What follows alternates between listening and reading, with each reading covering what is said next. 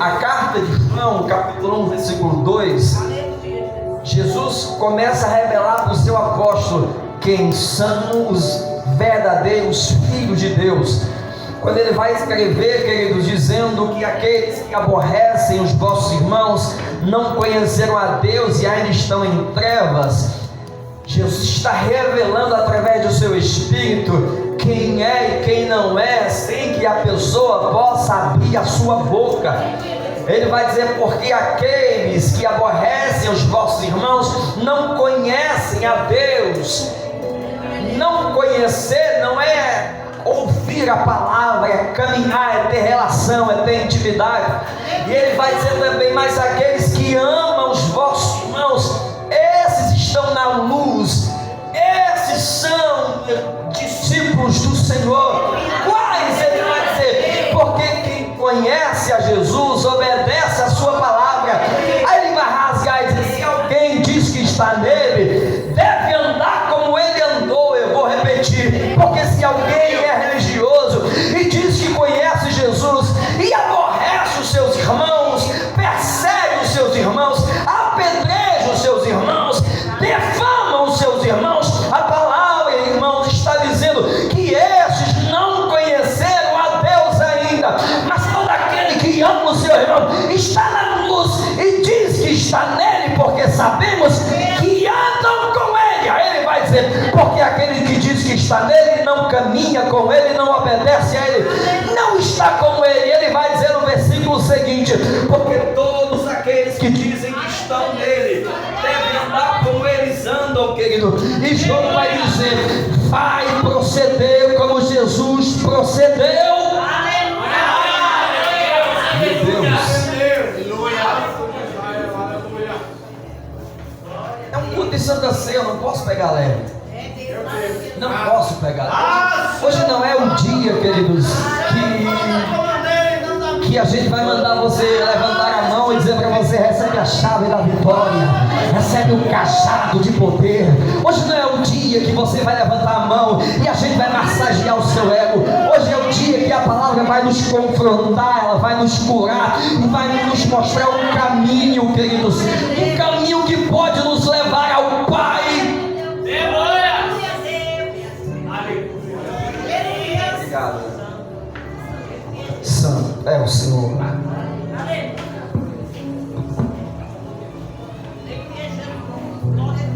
Que haja em nós o mesmo sentimento, que haja em nós o mesmo comportamento que houve nele. Aleluia.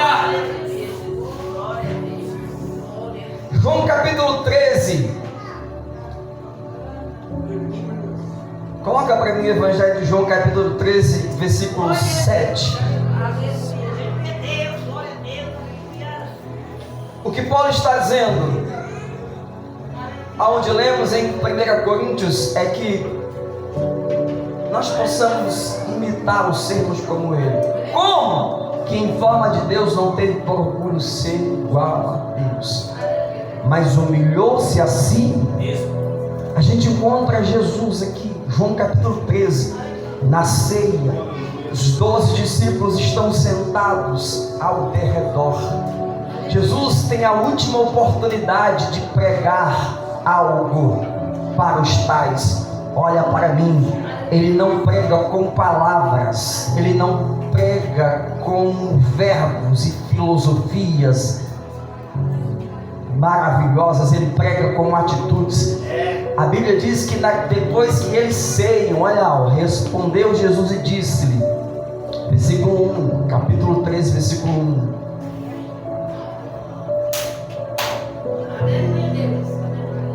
antes da festa da Páscoa, sabendo Jesus que já era chegada a sua hora de passar deste mundo para o Pai, como havia amado os seus que estavam no mundo, amou até o fim.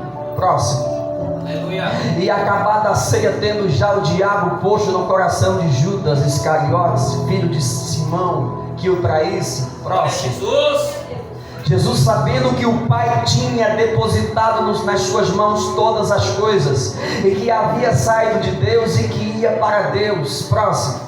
Levantou-se da ceia, tirou as vestes e, tomando uma toalha, começou a lavar os pés dos discípulos. Pastor, eu conheço essa passagem.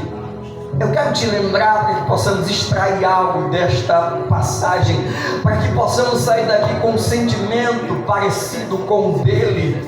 Jesus se levanta da ceia, todos sabem, e agora todos têm certeza que Ele é o Filho de Deus, Ele é o Yeshua HaMashiach, Ele é o princípio e o fim, sabem que Ele é o Alfa e o Ômega.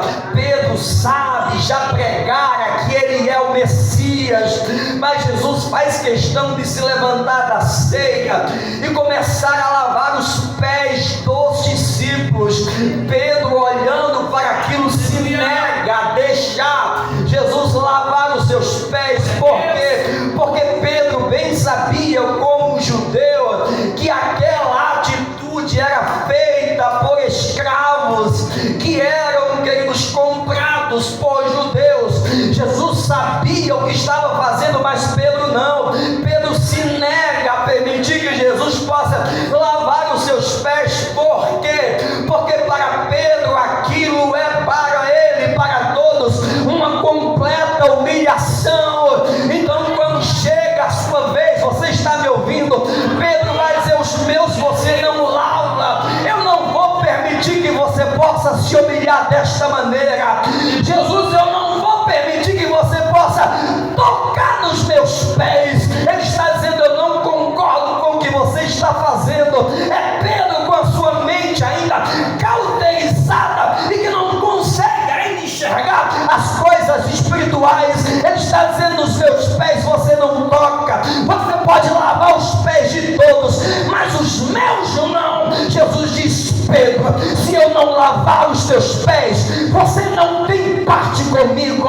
Então Pedro, com medo de não estar mais na equipe de Jesus, ele vai dizer: lava os pés, as mãos, a cabeça. Jesus vai olhar e vai dizer: você não sabe o que é que você está dizendo. Hoje você não sabe, mas depois saberá.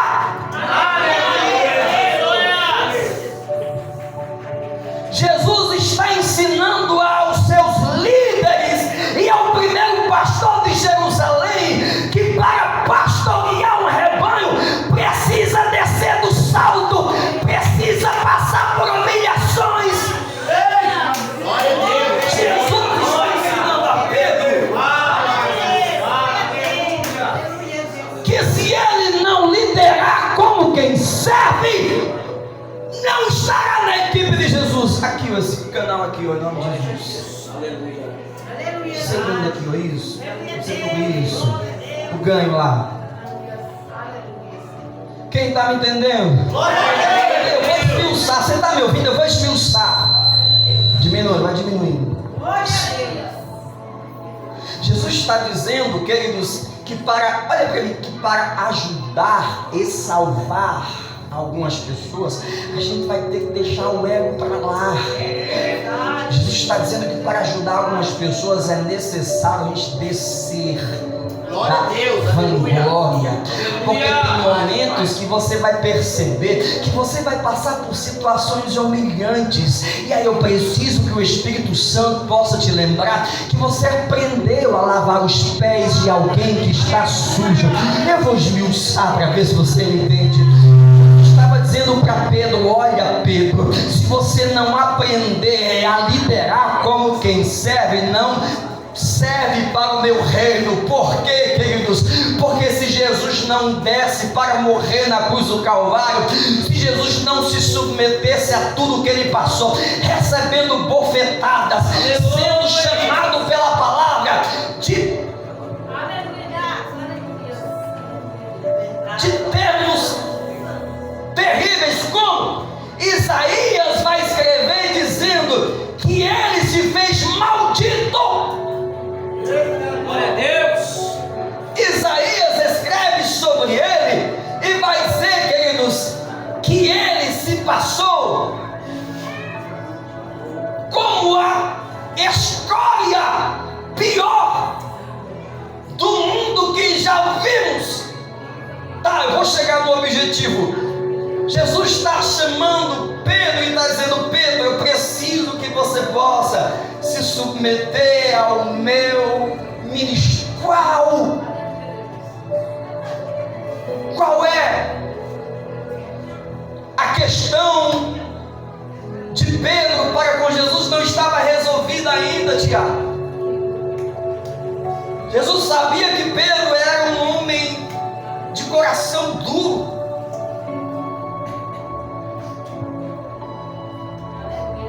Em uma certa vez, Pedro vai dizer: Jesus, quantas vezes eu tenho que perdoar? Aleluia, Jesus. Glória a Deus. Aí ele responde, ele fez uma pergunta e ele se adianta. Quantas vezes tenho que perdoar? Vai estreitar, mas vai sarar. Olha para mim. Glória a Deus. Jesus vai dizer para Pedro: porque ele vai perguntar: Jesus, quantas vezes eu tenho que perdoar meu irmão? Aí antes que Jesus responda, ele passa na frente e vai dizer: até 7. Por quê? Porque você sabe e eu sei quais são as pessoas que temos a capacidade de perdoá-las. Pedro começa a contar: essa eu consigo, aquela também, assim, esta eu consigo perdoar, aquela me machucou, mas consigo. E vai dando 4, 5 pessoas. Passa da 7ª pessoa, Pedro lembra e diz: não vai dar para perdoar aquela me machucou demais, aquela defamou demais o meu nome. Mas Jesus, conhecedor do coração de Pedro e sabedor do tamanho do seu ministério, chama e diz: Pedro, não te digo que até 7 vezes, mas te digo que até 70 vezes 7. Eu vou esmiuçar para ver se você entende. Eu não sei se você vai receber. Jesus está dizendo: você está dentro da minha equipe, mas vai ter que aprender a perdoar mais de 7 vezes, a saber, 70 vezes 7. Eu vou rasgar todos aqueles que te fizeram mal. Você vai ter que perdoar.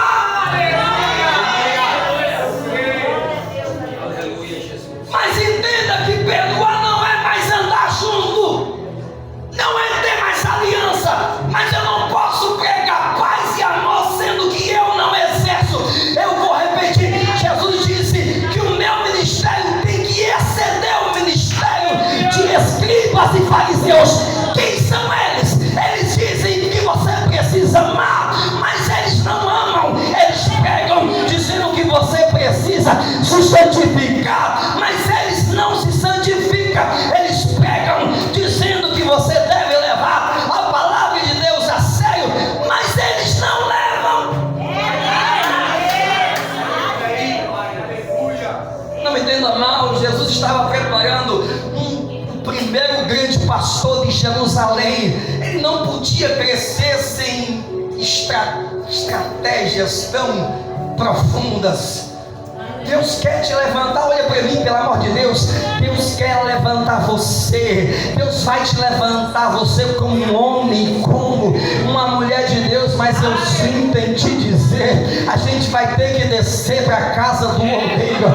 A gente vai ter que ser moldado. A mão do oleiro vai fazer curvas em você que você não quer. Ele vai colocar a mão em algumas coisas que você não vai deixar a princípio. Mas eu quero te dar um conselho espiritual: faz como Pedro. Faz como Pedro.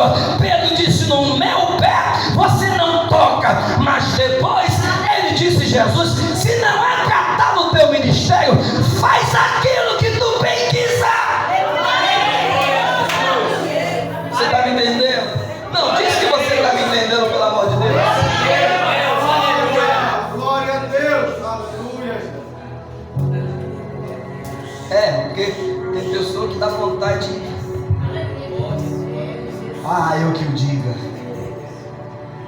Eu falei: Jesus, como é que vai ser? Não consigo amar. Como é que vai? Papai, lembra do que ela fez? É eu dialogando com o Espírito Santo. O Espírito Santo, ele nos ensina de uma maneira tão rica, tão clara. Olha para mim. O Espírito Santo me disse: o amor que Deus pôs no teu coração não é um amor paternal, não é um amor humano, Não, é um amor ágape, não é um amor eros, não. O que é amor ágape? Eu traduzo como um amor comportamental. Que amor é esse? É um amor que ama de maneira incorruptível. Como assim, pastor? A pessoa não merece o teu amor, mas o teu amor é incorruptível. Não há nada que possa barrá-lo, aniquilá-lo. A pessoa não merece a tua ajuda, mas você vai ajudá-la. A pessoa não merece o teu perdão, mas você vai perdoar. Mas por que, pastor? Porque maior sacrifício Ele já fez por você. Estar na presença dele, você não merecia ter o que você tem, não, mas ele nos amou primeiro, ele te deu primeiro, e o que é que ele te cobra? Sejais como eu fui, andai como eu andei. Eu vou rasgar, ele vai dizer: se alguém é meu discípulo, esteja onde eu estou, e quem quiser me seguir, tome a sua cruz e siga-me.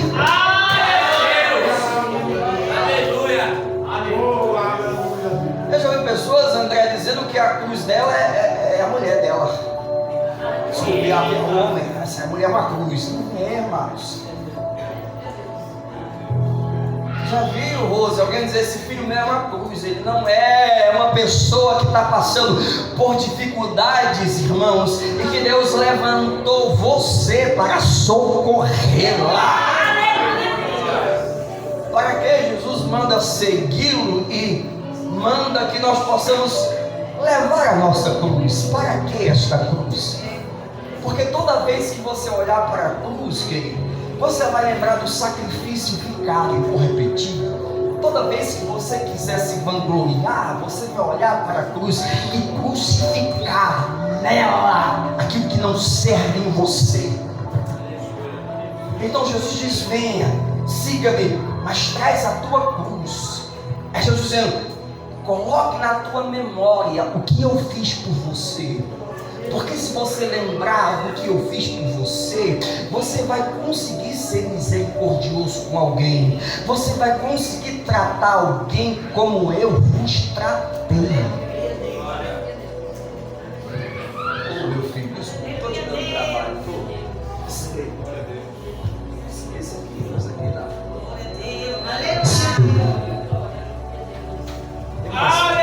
Essa menina amarela, deixa aqui que acho que vai dar mais amarela. Tá me entendendo? Glória a Deus. João capítulo, lemos. Já lemos em João capítulo 13. Aqui está um Pedro. Aqui, ó, no capítulo 13.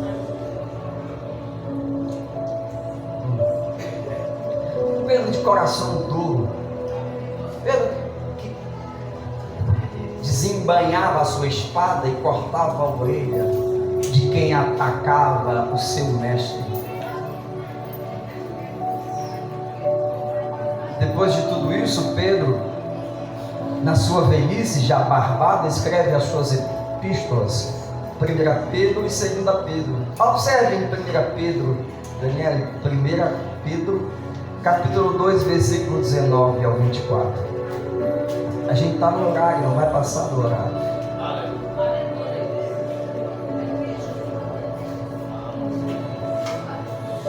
Pedro capítulo 2, versículo 19. Não, deixa aqui, essa agora eu vou usar aqui, ó. Essa amarelinha. Aleluia, Deus. Isso, obrigado. Vem na luta aí. Capítulo 2, versículo 19 ao 24. Escuta. Pedro vai dizer: porque é coisa agradável que alguém, por causa, deixa eu ver se é última vez. Aleluia, Deus. Glória a Deus, aleluia a Deus. Em sua paz. Aleluia. Isso aqui é Pedro dizendo: porque coisa agradável é que alguém, por causa da consciência para com Deus, sofra agravo, padecendo injustamente. Próximo.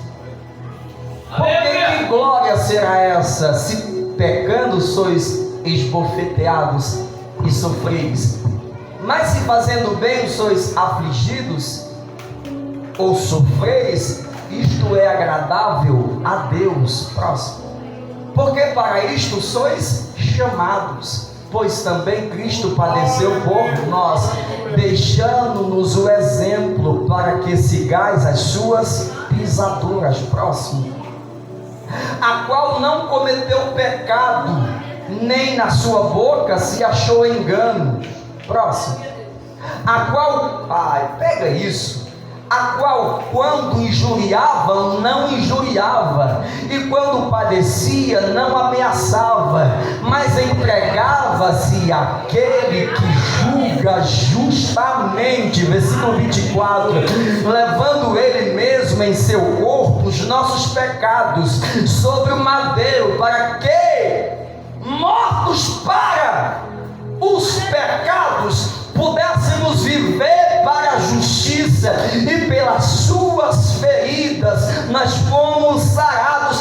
O que é que esse cara está falando? O que é que Pedro está pregando? Esse homem sanguinário, bruto, sem letra, depois que ele permite que o Espírito Santo possa morar nele, não é um Pedro mais, querido, que é atingido e lhe dá em troca uma bofetada. Ele escreve dizendo: olha, vós tendes um dono. Se alguém está falando mal de você, você não vai falar mal dela de volta. Se alguém está batendo em você, você não vai bater de volta. Se alguém está espraguejando você, você vai orar pelos tais. Por quê?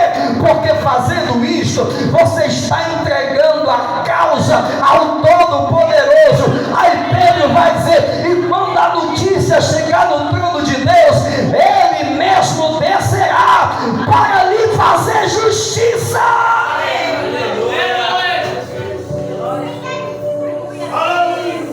Pelo amor de Deus, como conhecerão que somos de Deus?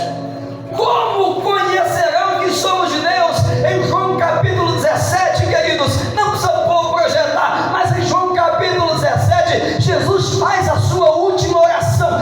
Qual é a oração? Ele está dizendo: Pai, me devolve aquela glória, Pai. Que glória! Paulo explicou que quando ele desceu e se tornou homem, ele se esvaziou de toda a sua glória.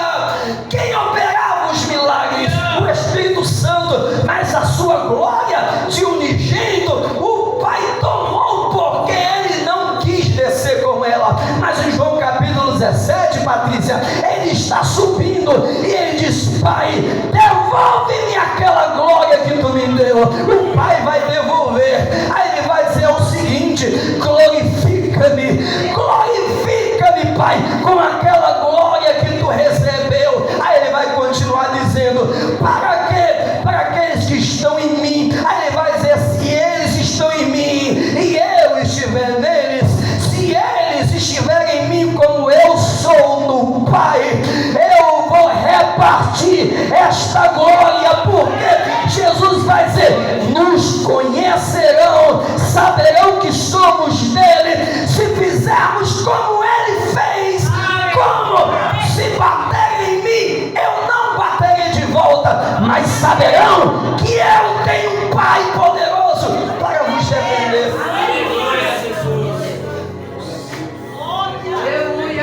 A gente vai chegar no objetivo. Tenha paciência. Aleluia. Glória a Deus. Glória a Deus. Aleluia, Em João capítulo 6, Jesus está pregando, aí chega um discípulo, chega na verdade uma escriba, obriga Cláudia, e ele faz uma pergunta que eu louvo a Deus pela atitude. Uma pergunta que todos nós queremos saber. Chega alguém e diz: Jesus, como faremos para executar as obras de Deus? Na minha ignorância, de novo convertido, eu achava que fazer a obra de Deus é entregar marmitex, é estar na igreja louvando e adorando. Eu achava que a obra de Deus era feita quando entregam um folhete na rua. Não. Quando estou entregando um folhete na rua, eu estou evangelizando. Quando eu estou entregando um marmitex na rua, eu estou sendo frutífero. Porque fomos chamados para dar fruta. E deixa eu te ensinar uma coisa. Tem pessoas que eu fui frutífero para com ela, e depois que ela se alimentou dos frutos, ela foi embora. E hoje fala mal do meu ministério. Eu não serei uma árvore infrutífera por conta destas pessoas. Aleluia, glória a Deus. Tá, compreenda, pastor. Então eu tenho que ser bobo? Não. Você vai ser cristão até o ponto que a Bíblia, irmãos, lhe mandara. Aí vai chegar um momento, queridos, vai chegar um momento que você vai perceber que o Pai vai dizer: não mais, até aqui, até aqui. Glória a Deus. Deixa eu te falar algo em nome de Jesus. Alguém vai perguntar: como faremos para executar as obras de Deus? Jesus vai dar uma resposta que eu não esperava. Eu não esperava essa resposta. Eu me frustrei com essa resposta. Jesus vai dizer: vocês querem executar as obras de Deus? O que é que ele vai dizer? Porque a obra de Deus é esta: que creiais naquele que o Pai vos enviou. Não entendi. Glória a Deus. Tá, não entendi. O que é que Jesus está dizendo? Ele está dizendo: alguém que está fazendo a obra de Deus não faz por si mesmo. Jesus está dizendo assim, ó, em João capítulo 14, versículo 21: aqueles que têm os meus mandamentos e guardam, esses são que me amam. Se alguém me amar, será amado por meu Pai, eu também o amarei e me manifestarei. Você não está entendendo, mas eu ralo para você entender. Ele está dizendo assim: olha, quem crê em mim, esses serão meus discípulos, conhecendo a verdade, e essa verdade vos libertará. Se alguém te conheceu no passado, fazendo tudo que não agradava a Deus, e agora te conhece obedecendo a palavra, vai falar para todo mundo que você é obra dele.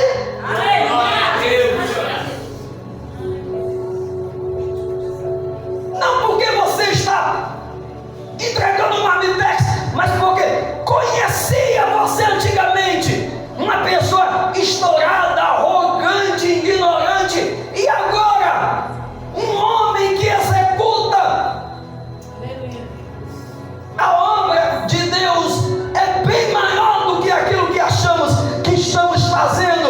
Eu vou perguntar para você: o que é que João Batista fez como milagres? Nada. João não curou, João Batista não ressuscitou ninguém. Mas irmãos, perguntaram sobre João, lá em Mateus capítulo 11, versículo 11, Jesus vai testemunhar dele. O que é que João fez? Ele só pregava: arrependei-vos, porque é chegado o reino de Deus. Arrependei-vos, porque é chegado o reino de Deus. Jesus vai testemunhar dele, dizendo: entre os que de mulher nasceram, não apareceu alguém tão grande como João Batista. Aí eu perguntei para o Espírito Santo: que grandeza é essa? Ele não curou ninguém, ele não orou, queridos, por pessoas, e elas foram curadas. Aí o Espírito Santo me disse: você parou de ler. O versículo seguinte vai dizer, ele vai dizer, Jesus mesmo dizendo: aqueles que são menores do reino de Deus, João será maior, e aqueles que pensam que são maiores aqui na terra, perto de João, são menores. Por quê? Porque ele pregava todo dia o mesmo evangelho, sem corruptibilidade. Como? Ninguém tinha coragem de pregar para Herodes, dizendo: Herodes, a mulher que você está não é sua, é do teu irmão. Se eu não pregar, quem vai pregar? Ele veio para pregar a verdade, ele veio para pregar aquilo que está está escrito: independente de quem gostasse ou não. Glória a Deus. É apertado, eu sei que vai ser hoje é apertado, perdoa, mas é preciso pregar.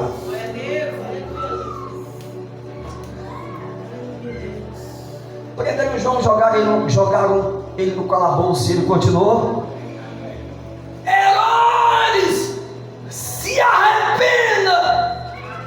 Olha aí, Gilmar. Eu conheço pessoas que pregam e o céu desce. Por muito menos se afastou, se desviou, se entristeceu. É verdade. Parou. Tá. Deixa Deus fazer uma obra em você. Você é obra interminável. Deixa Ele continuar o que Ele começou. Aleluia. Glória a Deus. Escuta. Depois que Ele se esvaziou, Ele humilhou-se a si mesmo, sendo obediente à morte e morte de cruz. Mateus capítulo 26, versículo 50. A gente vai para o fim, escute isso. Mateus capítulo 26, versículo 50 diz assim: Jesus, porém, lhe disse: amigo, a que viestes então? Aproximando-se eles, lançaram mão de Jesus e o prenderam. E eis que um dos que estavam com Jesus, estendendo a mão, puxou uma espada e, ferindo o servo do sumo sacerdote, cortou-lhe uma orelha. Então Jesus disse-lhe: embainha a tua espada, porque todos os que lançarem mão da espada, a espada morrerá. Eu sei que eu estou pregando para você amar alguém que não te ama, e eu sei que não vai ser fácil. Você fazer o bem para pessoas que não gostam de você, suportar pessoas que você conhece a índole dela. É, papai, dessa Como maneira. faço isso? Jesus está dizendo: é necessário. Porque, olha para mim, porque o que o inferno quer é que nós possamos se tornar iguais. Quando alguém tenta denigrir você, olha para mim, a pessoa está amando do inferno. A investida é fazer com que você faça igual ou pior. Entende? Como é que posso vencê-los? Você lembra do profeta Eliseu no monte? Orando, monte Dota.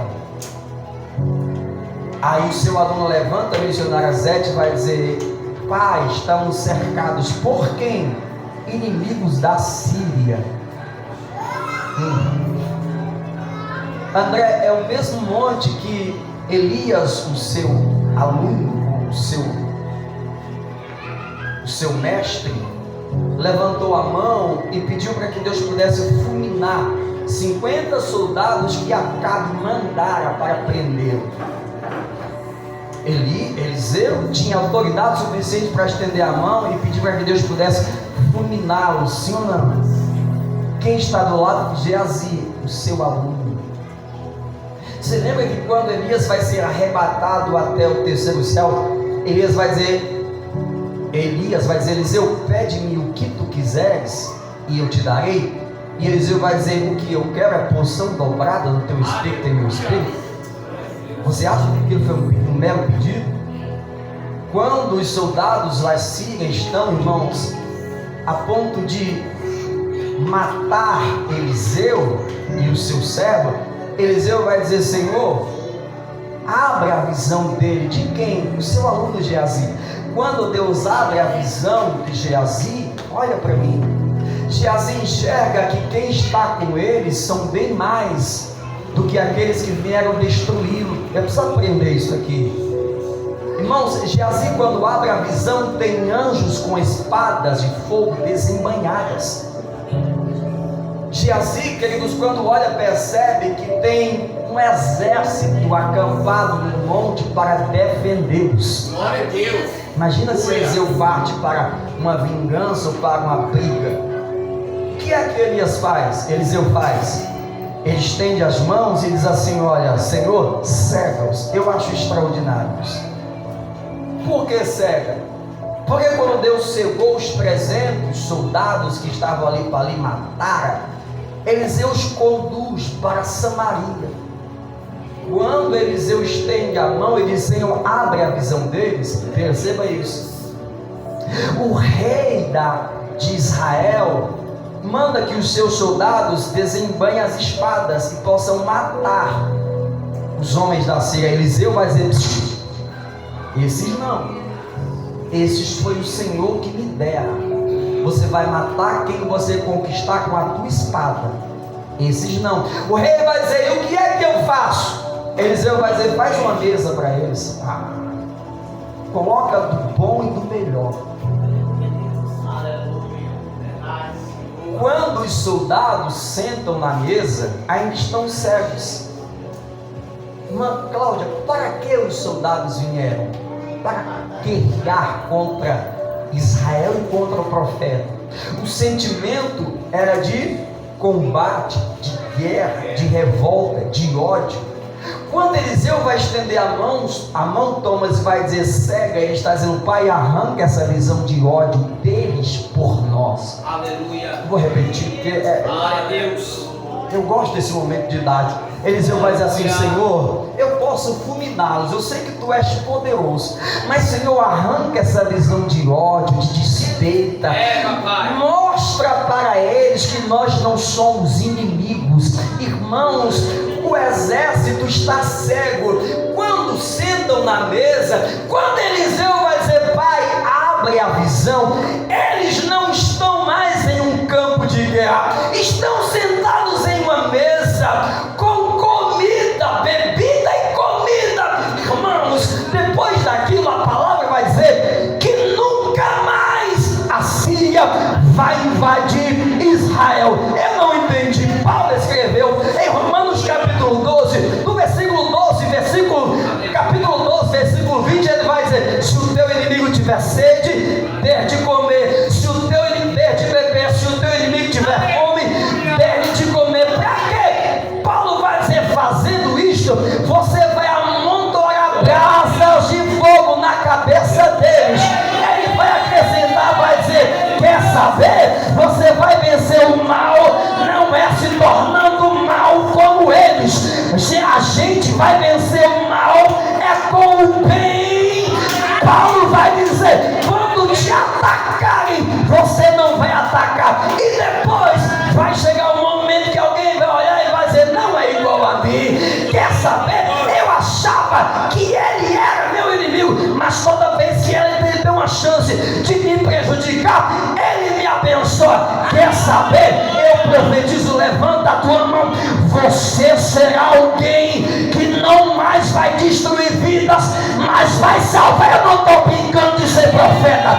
Eu profetizo: Deus vai te usar para que você possa pregar para pessoas que estão no cativeiro, endemoniadas, perdidas, cegas. Deus vai operar através de você, pelo amor de Deus. Dá uma glória a Deus. Faz alguma coisa. Que haja o mesmo sentimento dele. Ele quem que haja o mesmo sentimento que houve em Jesus, em você, que disse: se bater na face direita, vira à esquerda. Qual é a ordem? Orar por aqueles que não gostam de você. Para quê? Vai mudar. Ei, profetizou, levanta a tua mão. Vai mudar o sentimento de muitos por você. Eu vou pregar em nome de Jesus. Em nome de Jesus, alguém que não gosta de você, Deus vai fazer com que estas pessoas possam dobrar sua língua e declarar que você é filho de Deus e discípulo dele.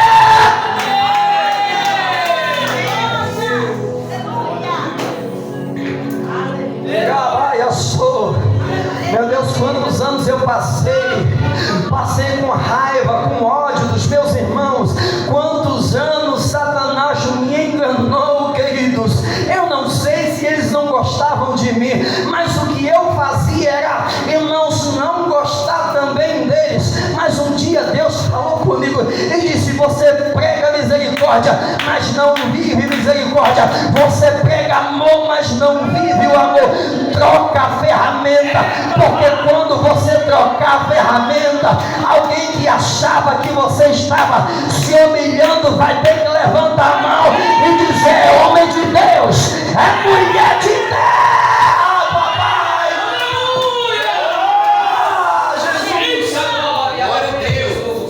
Pastor, você não sabe o que é que ele está fazendo. Papai do céu vai justificar você. Levanta a mão se você... Só aqueles que já foram injustiçados. Levanta a tua mão. Eu quero profetizar. Deus vai justificar você. Eu não sei aonde, eu não sei para com quem, mas você sabe e papai sabe. Deus vai justificar você no meio da tua parentela, na tua casa, onde você entra, mas não esqueça da condição: se houver o mesmo sentimento que houve nele. Já estou terminando, diga glória a Deus. Pedro vai defender, André. Pedro vai defender Jesus, cara. Jesus precisava lá de Pedro para defender ele com uma espada. Por quê? Porque Pedro acha que Jesus depende da sua força braçal. Eu vou repetir.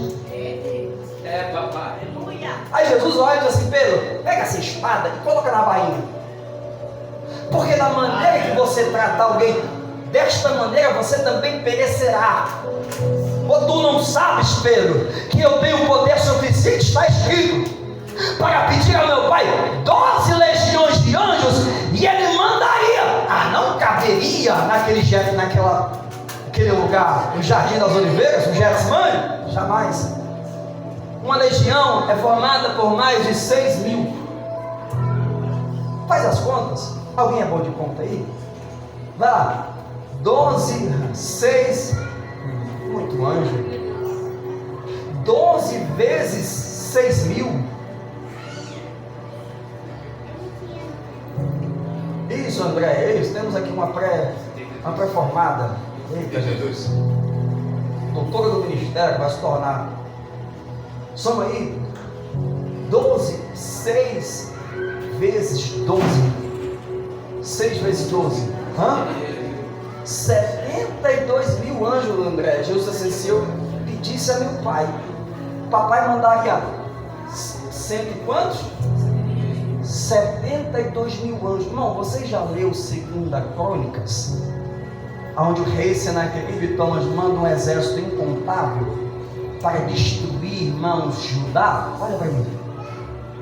Ezequias vai olhar e vai dizer: pai, a multidão dos soldados deles são incontáveis, não dá para contar.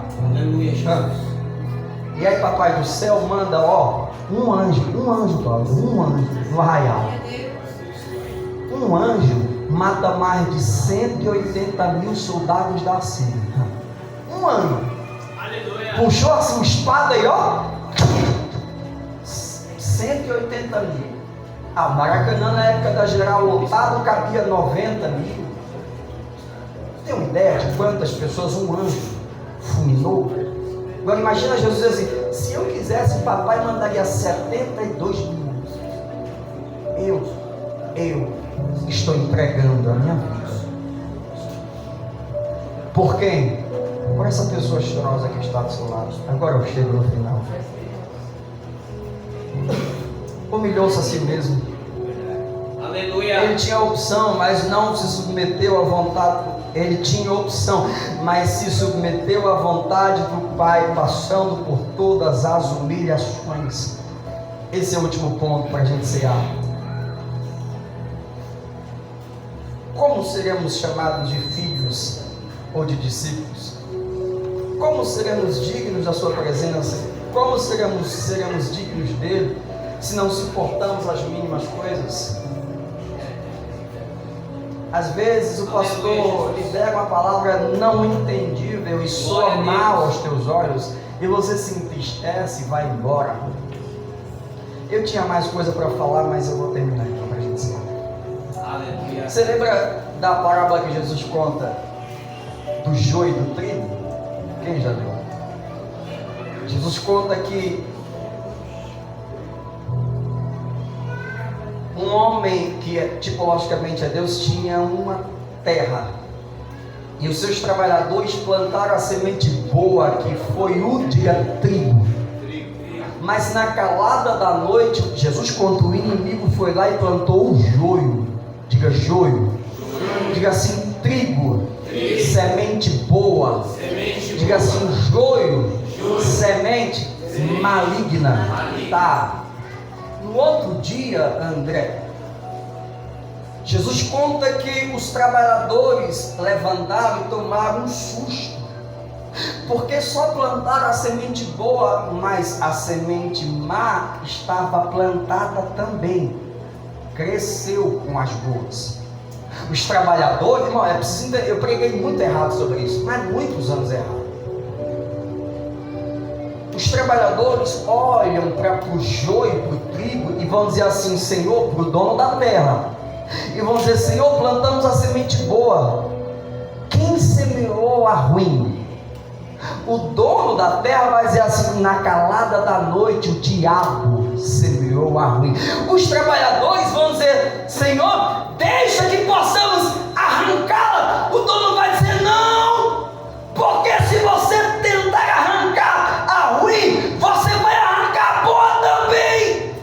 Eu já vi inúmeros vídeos de pessoas mostrando uma semente de trigo que é idêntica à semente do joio, e aí pregam dizendo que os trabalhadores, se tentassem arrancar, iam se confundir e arrancar o joio também. Está errado. Quem trabalha, queridos, em lavoura, em plantações, sabe muito bem o que é semente boa e o que é semente ruim. Eles não pediram para arrancar a semente ruim e correrem o risco de arrancar a boa, não. Eles queriam, André, arrancar a ruim. O Pai do céu disse, não arranca, se você for arrancar a ruim, você vai arrancar a boa. Por quê? Estuda e você vai descobrir que a semente boa de trigo possuía raízes grandes, profundas. O trigo cresceu, o joio cresceu do lado. O joio não tem raiz profunda, forte, não tem vida com Deus. Por não ter, ela se agarra nas raízes do trigo que é boa e se enrola, se entrança. O pai estava dizendo, se você for tentar arrancar a semente ruim, você vai danificar a raiz da boa. Não entendi. O pai estava dizendo, se você for arrancar alguém da igreja, que não é trigo, mas é joio, se ela tiver uma parente que ame ela, você vai arrancar ela junta. Se eu tiver na Renata, é uma tipologia, um exemplo, um casal, amados, e o homem sendo profeta verdadeiro e a mulher não sendo joio, se eu expulsar a mulher, o esposo vai sair junto. Se eu tiver irmãos aqui e eu notar, Deus me revelara que um é joio e outro é trigo, se eu arrancar o joio e jogar fora, o trigo vai ficar triste e vai também com ele. Eu tenho uma notícia não boa, fica de pé, a gente termina. Mas vai curar, vai. O que é que o pai vai dizer, Tiago? Deixa. Por hora deixa, vai ficar, vai crescer junto, vai viver junto.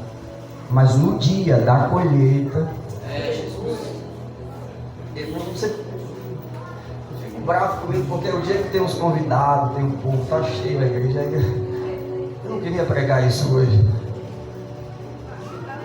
Um dia, Jesus vai dizer que o Pai disse, deixa, no dia do juízo, Ele mesmo vai separar o trigo para seu celeiro, o joio vai ser jogado fora e queimado. Aleluia! Já li? haverá prantos e ranger de dentes. Tá, eu termino. É sério.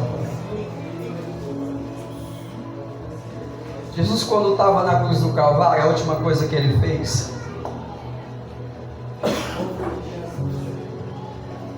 nos Evangelhos de João, capítulo 19, a partir do capítulo 19, a Bíblia diz que ele, sabendo que todas as coisas já estavam feitas, ele já tinha terminado todas elas. Aí ele vai dizer assim: tenho sede. E quando ele diz tem sede, a gente se engana, porque os filmes de entretenimento bíblico mostram lá, quando ele fala que tem sede, vem um soldadozinho, André, com uma cara de piedoso, e vai pegar uma esponjazinha e molhar no vinagre, e vai lá todo piedoso, como quem quer ajudar, e coloca na boca de Jesus, não é assim?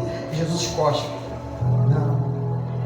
Aquele vinagre, David, servia para que os soldados pudessem fazer as suas necessidades. Aquela esponja com um pedaço de madeira era a esponja que eles limpavam as suas partes íntimas depois de fazer as suas necessidades. Aquele vinagre, aquela esponja, eu vou no bruto agora, estava contaminada e cheia de xixi e cocô. Quando Jesus está dizendo eu tenho sede, o soldado propositalmente pega o vinagre e a esponjazinha e coloca na boca dele. Eu me perguntei, precisava? Aí Paulo vai dizer assim, aqui eu termino: tomou a forma de servo, sendo obediente até a morte e morte de cruz, humilhou-se a si mesmo. Para quê? Paulo vai continuar: não morre aqui a história de Jesus. Ele era o mais indigno dos homens aqui e depois Deus o exaltou soberanamente. Ele deu um nome que é sobre todo nome, para que todo joelho no céu, na terra, debaixo da terra se dobre, toda língua confesse: Ele é o Senhor, para a glória de Deus Pai. Coloca para mim, Dani, os Salmos capítulo 24, versículo 7.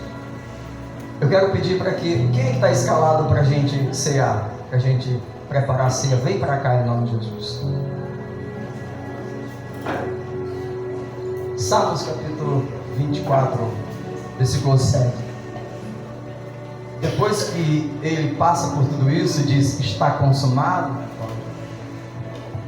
Jesus é recebido pelos céus. Como? Como humilhado? Como o lobo? O salmista, na visão de Davi, vai dizer que quando Jesus gritou, declarou: está consumado, está feito. Tudo aquilo que o meu pai me mandara fazer, eu executei. E quando ele executa, ele é digno de toda a glória, como Paulo prega. Então Davi, na sua visão, vai dizer que quando Jesus chega nos portais celestiais, gritam dizendo: levantai, ó portas, as vossas cabeças, levantai-vos, ó entradas eternas, e entrará o Rei da Glória próximo. Quem é ele? Quem é este? Os céus vai perguntar: quem é este? E a igreja gloriosa vai responder: ele é o Rei da Glória, o Senhor forte e poderoso, o Senhor poderoso na guerra próximo. Levantai, ó portas, as vossas cabeças, levantai-vos, ó entradas eternas, e entrará o Rei da Glória. Pastor, eu não estou entendendo. Vai valer a pena. Aquele que permanecer até o final será exaltado como ele foi exaltado. Eu não sei se você está recebendo. Deus, em nome de Jesus, hoje está dizendo: humilhai-vos perante a poderosa mão do Senhor. Tenhais o mesmo sentimento que ele teve. Por quê? Porque vós sereis exaltados como ele foi. seremos recebidos na glória. Como seremos recebidos na glória?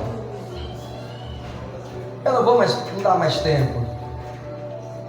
Deus limpará dos nossos olhos toda lágrima. Não haverá mais dor, nem choro, nem pranto.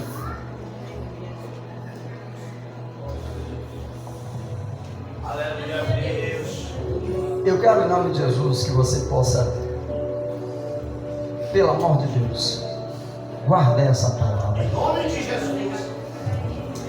Vai valer a pena você deixar Deus mexer na tua estrutura. Você será um homem melhor, um pai melhor, um ser humano melhor. Você será um patrão melhor. Respeitarão você de uma forma que nunca honrarão você como você nunca pensou que pudesse ser honrado. Por quem? Os de dentro e os de fora e os de cima. Amém? Dê uma salva de palmas. Senta pra gente cear. Senta no teu